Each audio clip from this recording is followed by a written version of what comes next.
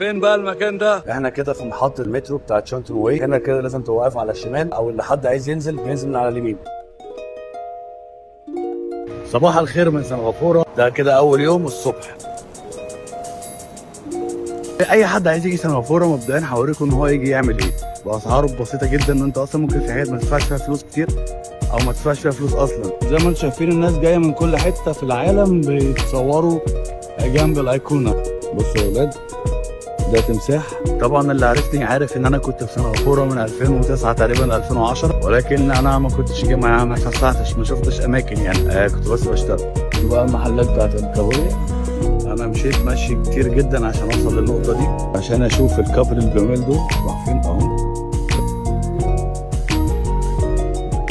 طبعا انت قبل ما تشتري حاجه لازم تتاكد ان مكتوب عليها حلال. طبعا بعد المشي ده كله الواحد عطشان جدا.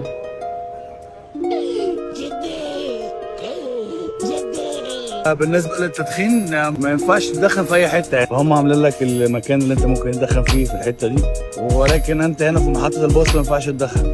لو انت مثلا واقف هناك بتاخد مخالفه $2000 سنغافوري لو ما دخنتش في المكان اللي انت واقف فيه.